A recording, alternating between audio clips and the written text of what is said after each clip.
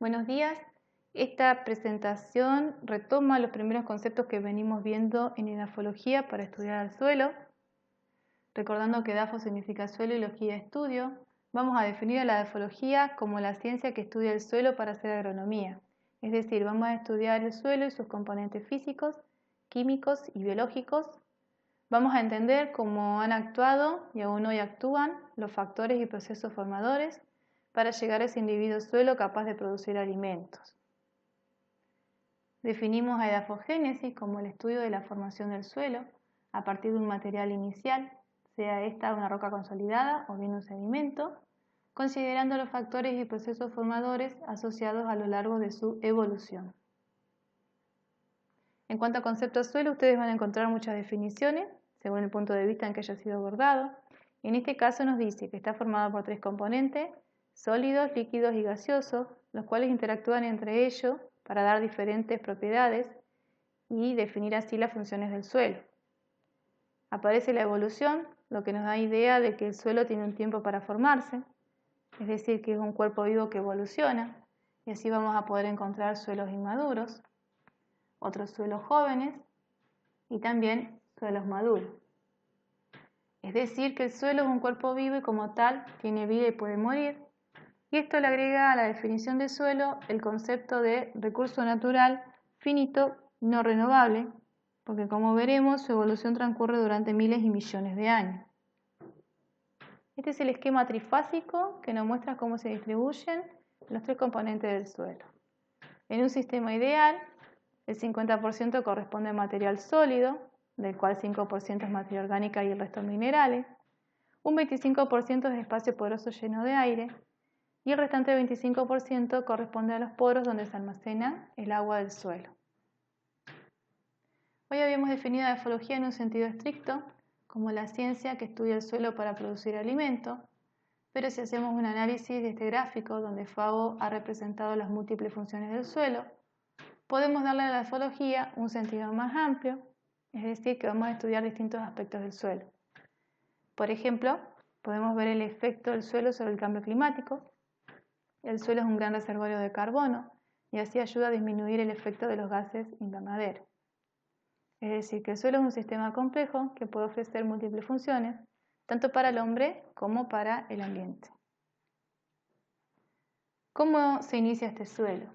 La formación comienza con una serie de procesos que van transformando el material inicial hasta reducirlo en partículas de menor tamaño, que es lo que se conoce como meteorización, la cual puede ser física, química o biológica.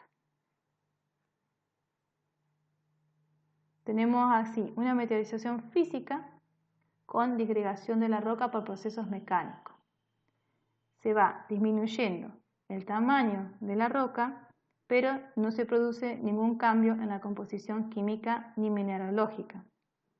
Estos menores tamaños de roca se llaman clastos y lo que hacen es ofrecer una mayor superficie específica para la acción de otros agentes de meteorización como pueden ser atmosféricos o bien biológicos.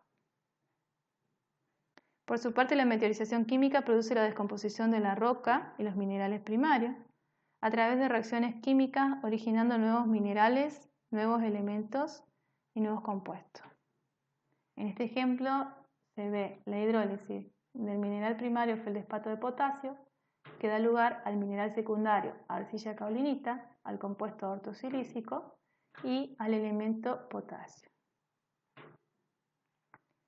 Acá tenemos a los agentes de la alteración mecánica, los cuales pueden actuar, por ejemplo, produciendo cambios de volumen, como es el caso del agua cuando se congela dentro de la roca, o de las sales cuando se cristalizan dentro de la roca, cambios en la expansión y agrietamiento, por ejemplo, por altas amplitudes térmicas, o bien cuando hay una descompresión del material que estaba sobre la roca y favorece que ocurra la disgregación. En todos estos casos, solamente ocurre un cambio del tamaño de la roca. Los cambios en la composición química o mineralógica de la roca ocurren por la alteración que produce la meteorización química. Acá tenemos ejemplos de la disolución del yeso, es decir, que se ve la acción solvente del agua sobre compuestos solubles. Si a esa agua se incorpora dióxido de carbono, vamos a tener la formación de ácido carbónico, que facilita la disolución del carbonato y de esta forma que se haga más móvil en el suelo. En el caso de ambientes airados puede ocurrir la oxidación, por ejemplo en aquellas rocas que contienen hierro, donde el hierro de estado ferroso pasa a férrico y ello produce una desintegración del mineral que lo contiene y afecta la estabilidad de la roca. La meteorización biológica tiene un efecto combinado de la parte física y química, es decir, que va a haber una reducción del tamaño y también un cambio en su composición. ¿Cómo ocurre? Por ejemplo, vemos los musgos y los líquenes sobre las rocas que van liberando sustancias ácidas y desintegran a los minerales. Los vegetales pueden hacer una separación mecánica por efecto de las rocas, lo mismo que la fauna del suelo, cuando cavan huecos y galerías, y que también favorecen la mezcla de los materiales vegetales. A su vez, estos organismos aportan ácidos orgánicos y dióxido de carbono que van a actuar en las reacciones químicas y también aportan restos orgánicos que van a actuar en la unión de las partículas del suelo. Así llegamos a la formación del suelo como un resultado de la meteorización de su material madre. La roca se va disgregando, se suelta, aparecen fisuras por donde entra el agua, los organismos que aportan el material orgánico que ayuda a la descomposición. Esa materia orgánica se va uniendo a los minerales, van formando estructuras con sus poros por donde va a circular el aire y el agua.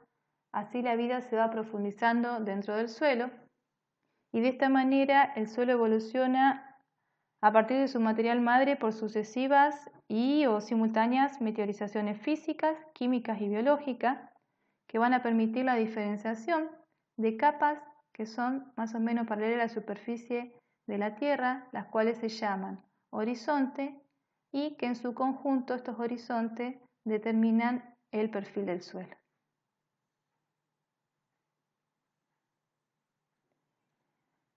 Si nos vamos al origen del suelo, también podemos decir que el punto de partida son sus factores formadores: el clima, el tiempo, el relieve, el material madre y los organismos.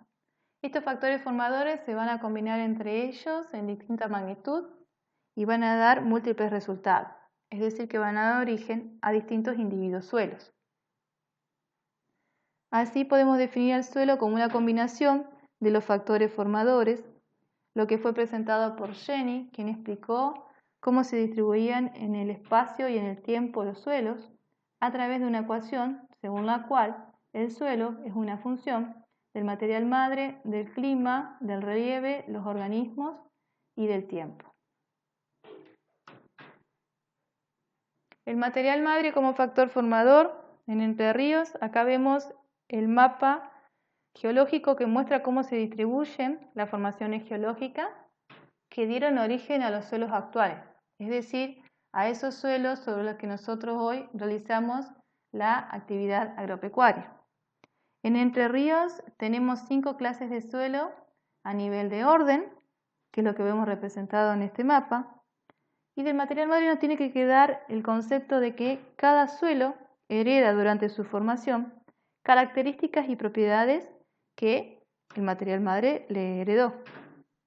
Así, por ejemplo, la formación Tesano-Pinto es una formación que origina suelos molisoles, los cuales son suelos evolucionados, profundos, con todos sus horizontes bien diferenciados. En contraparte tenemos la formación arenas eólicas, las cuales dan origen a estos suelos entisoles, que se caracterizan por su menor grado de evolución, con poca diferenciación de horizonte. En cuanto al clima, 2 son los factores más determinantes en la evolución del suelo: la temperatura y las precipitaciones.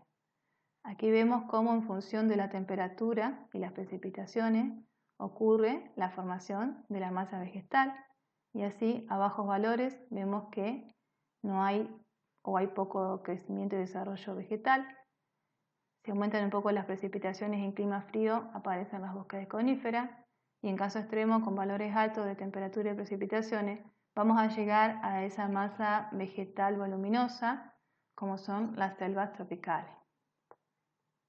Estos organismos que se van formando a partir de la combinación de los factores del clima, a su vez pueden generar microclimas, como también van a realizar aporte de material orgánico, el cual es muy importante para la evolución del suelo porque va a favorecer la unión de las partículas minerales, que el suelo se vaya constituyendo en agregados, los cuales a su vez se unen para determinar lo que es la estructura del suelo, que entre medio de los agregados define los espacios porosos por donde circula aire, pero también el agua, un agente importante de la meteorización.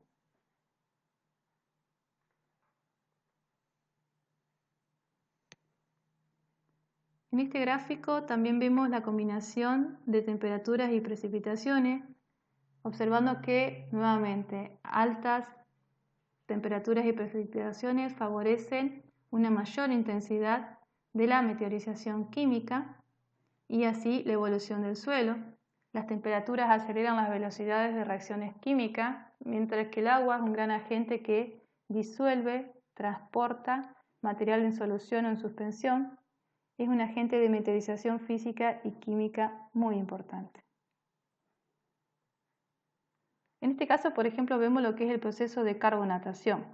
En un inicio, todo ese material madre es carbonatado y luego, por acción del agua y la formación del ácido carbónico, se va favoreciendo la disolución del carbonato, que así se va moviendo en el perfil hacia lo profundo, y vemos que con el paso del tiempo se diferencian horizontes y ese carbonato de calcio queda en la parte inferior del perfil. Esto, por ejemplo, es uno de los indicadores de un suelo evolucionado, la profundidad en la cual aparece el carbonato. En este otro ejemplo, vemos la acción del agua transportando la arcilla en suspensión, desde los horizontes superiores a los inferiores.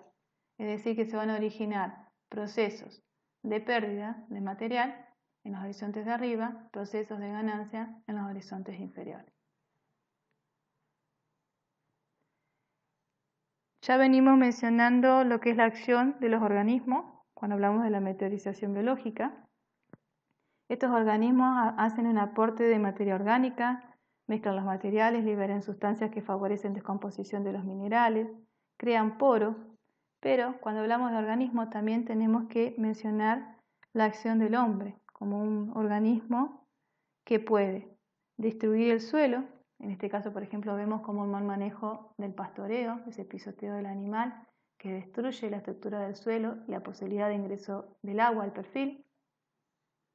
Pero también hay efectos positivos, por ejemplo, cuando favorece la producción e incorporación de materia orgánica al suelo, o bien puede favorecer y promover la nodulación de cultivos.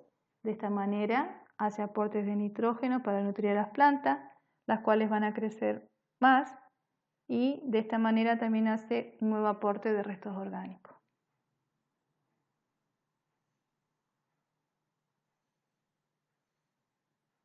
El factor relieve como factor formador. Acá vemos dos imágenes que nos muestran paisajes típicos de nuestra provincia, un relieve plano que se ubica en la zona centro-norte y una peniplanicie ondulada, que es un paisaje que está más distribuido en la provincia. Este concepto de peniplanicie se refiere a una casi planicie donde hay pendientes levemente onduladas a onduladas, es decir, es una superficie parecida a una llanura que tiene elevaciones que van interrumpiendo esa forma de planicie. ¿Cómo vemos el efecto del factor relieve? Por ejemplo, combinado con el factor clima. En zonas planas, el agua se estanca en la superficie, es decir, se producen encharcamientos, y el agua puede permanecer un periodo variable, creando un ambiente reductor dentro del suelo, pero el agua también puede circular por encima de la superficie y si encuentra una pendiente favorable va a escurrir, produciendo el arrastre de partículas en suspensión con la pérdida de suelo. Entonces acá vemos cómo hay nuevamente una combinación de factores, en este caso el relieve y el clima a través del efecto del agua. El factor formador tiempo. No necesariamente nos da el grado de evolución porque podemos tener un suelo con muchos de miles de años y no precisamente va a ser maduro. Pero sí nos muestra cómo la morfogénesis necesita miles y miles de años para que un suelo evolucione. En esta figura está graficado en función del tiempo los componentes de un horizonte superior. Está el carbonato de calcio, la materia orgánica y la arcilla. Entonces podemos ver cómo ocurre con el paso del tiempo la evolución del suelo. En un inicio, los suelos inmaduros tienen bajos contenidos de materia orgánica y arcilla y predomina el carbonato de calcio, y conforme avanza la evolución vemos cómo aumentan esos contenidos de materia orgánica y ese carbonato que se va perdiendo en profundidad, como así también incrementos del componente arcilla. En esta otra diapositiva simplemente para que tengan una idea de que cuando hablamos de los tiempos en el suelo son tiempos geológicos, es decir que nos referimos a decenas y miles de millones de años. Acá están resumidos para las formaciones geológicas que han dado origen a los suelos actuales de la provincia, cuáles son sus edades. Y este es un buen momento para hacer un corte y retomamos en la siguiente presentación.